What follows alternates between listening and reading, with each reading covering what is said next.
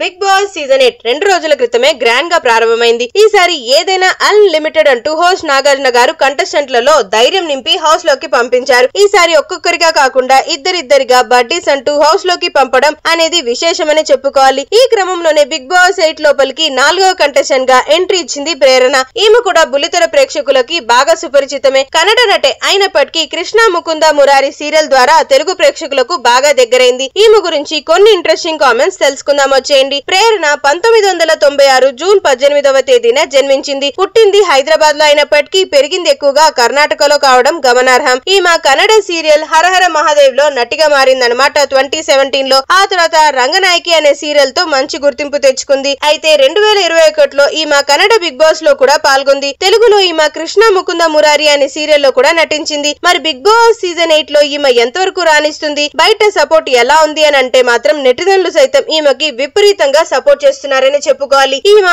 అందంతో కూడిన అభినయం ప్రదర్శిస్తుంది. యాక్చువల్లీ ఇంకొంచెం ఎఫర్ట్స్ పెట్టి 100% ఇస్తే గనక ఖచ్చితంగా ప్రేరణ టాప్ 5 లిస్ట్ లో కొనసాగుతుంది అంటూ నెటిజన్లు సైతం అభిప్రాయపడుతున్నారు. ఈ వారం నామినేషన్స్ లో లేదు కానీ ఖచ్చితంగా నామినేషన్స్ లోకి వస్తే మాత్రం ప్రేరణ ఫ్యాన్ బేస్ పవర్ ఏంటో తెలుసుకుందాం అన్నట్లుగా చాలా మంది ఈగర్ గా వెయిట్ చేస్తున్నారు. హౌస్ లో నెగటివిటీ ఉన్నప్పటికీ బయట ఆడియన్స్ దృష్టిలో మాత్రం పాజిటివ్ గా ఉంటున్న కంటెస్టెంట్ అయితే ప్రేరణ అనే చెప్పుకోవాలి. మీలో ఎంతమంది ప్రేరణ ఖమ్మంకు సపోర్ట్ గా మద్దతుగా ఉంటున్నారు? మీరు ఈమెను లైక్ చేస్తున్నారా? అయితే ఈ వీడియోని కూడా లైక్ చేసేసి వెంటనే మన ఛానల్ అయిన మోస్ట్లీ తెలుగుని సబ్స్క్రైబ్ చేసేసుకోండి.